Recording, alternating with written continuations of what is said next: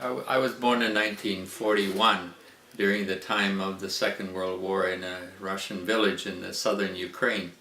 And within my birthday was in June the 19th, and 2 days later, Nazi soldiers who belonged to Mr. Hitler's forces invaded our village, occupied it, and two soldiers lived in our house.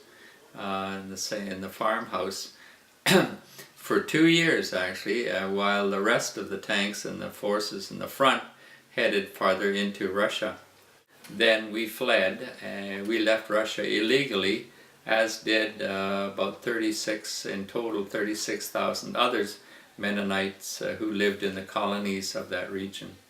So, and that was in 1943 then that we left Russia towards the northwest, towards Hungary and towards Poland, and then East Germany as well, and then ended up in West Germany at that time. And the memories that I have, the first memories that I have, were largely air raids, because they were noisy and exciting. Most of the way we behaved when the air raids came, Allies were bombing the areas, then because of course they were trying to defeat the Nazis, and we were in the territory there, particularly in Poland and in East Germany at that time. This is in 1943 and 44 and 1945 as well. Then I remember crawling under beds. I remember mattresses being put against windows, and once we were relocated, we were into residing and put there by the Canadian or the American Red Cross was largely keeping us and supporting us and supplying us with some food along the way. But our family then stayed at a mining camp, and I remember one air raid and the sirens came. We were headed, and we ran from our barracks into a tunnel, a mining tunnel. That was the most dramatic one of all, because that's the one I was the most scared of. And then for part of that time, my father was not with us, because he had been taken by the Nazis, and as did the men, other young men from probably 16 or 17, I think, into forced labor, dismantling and going from village to village, dismantling anything that contained metal, steel, to send back to farther west where the munitions factories were located, because at that time then the war was being lost by the Nazis, by the Germans, and so the fronts were retreating, the receding, if you will, going further west. They had been in both the north side Eastern Front as well as the southern Eastern Front. And so then when my father separated from us by force, then the women and children continued to find settlement and containment in that region. My first memory of my father is when he in fact came and knocked on the door of our house. We weren't living in a house, we were upstairs in an apartment there, and knocked on the door, and my mother opened the door, and there he was. And at that time, I didn't even know that my father, I don't remember thinking or knowing that my father was not around. It was that kind of period in my life when my memory started kicking in, and I remember certain things prior to that. But I never knew, the fact that my father was separated from us and was taken didn't register in my mind with me. I was too young. So But remember when my father, having told us of his time when he got released actually from the camp where the front was so close that they had to disband.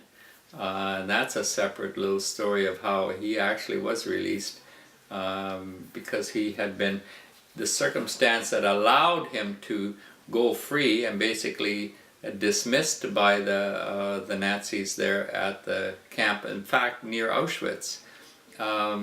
It might well have been Auschwitz that where there was a lot of steel, frankly, that he may well have been busy there at that time too. Of course, the Jews had already been killed prior to that time there at that place. But in any case, he had been working as an interpreter for a Jewish doctor who put him on the list of people that now were too weak or too disabled or too sick or near dying, that they could be just abandoned.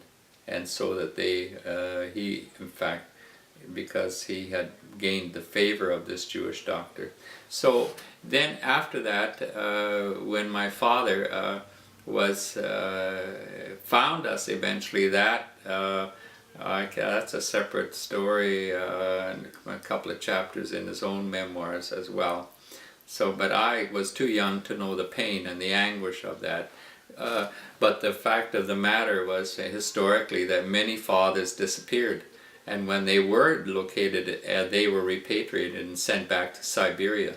And of the 36,000 Mennonites that left Russia, of which we were 7 in our family, only 12,000 made it either to Canada or to Paraguay at that time. So somewhere during that time, they were either all dispersed, or they all ran away somewhere in Europe, or they were all, not all, but I mean the remainder were all either sent back by train. In fact, our family, because the Yalta Treaty, of course, required the Allies to locate any illegal citizens of Germany in Europe at that time, because those particularly who had left Russia illegally, and put them on a train to send back to Russia. And we were discovered and found, and I remember the time when we were taken by a big truck to the nearest train station, and the train was already parked there, and it wasn't moving, but it was steam engine was doing its thing, and we were about to be placed on that truck and sent back to the Soviet Union again, to Russia.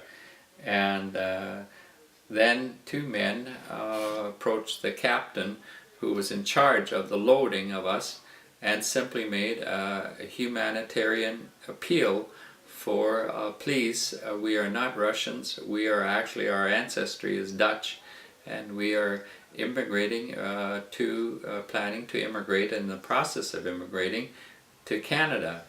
And so whatever conversation they had, that particular captain, and my own mind is that it's likely an American captain, because he did a John Wayne, and on his own, right then and there, without consulting his superior officers with our particular desire, put us back on the truck and sent us back to the village where we were busy, among other things, harvesting the potatoes, and we were allowed to continue our program, our planning and preparation to leave for Canada.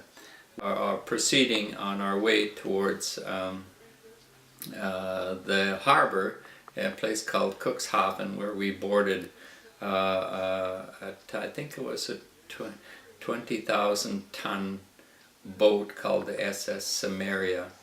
And then in 1949, in July of 1949, we left the shores of Europe and were headed to Quebec City. and then we boarded the train, CPR, and found our way heading all the way, and our destination was Mission City, where we were going to get picked up by my uncle, my father's brother, who lived at the corner of, had a little farm at the corner of Chilliwack River Road, and at that time it was called Higginson Road, which today is Stevenson Road. So in regards to the trip and so on, I, being a child, I don't have many anguishing, scary times to me. Maybe even the excitement of going under beds and going into tunnels and running and getting separated. I was always being looked after by either my older brother, my older sister. Few times we were separated. A number of families lost and got separated. Husbands and fathers got separated in the chaos of especially at railway stations and so on, where it was just chaotic and disorganized. Some fathers got separated from their families. Some children got separated from their families forever.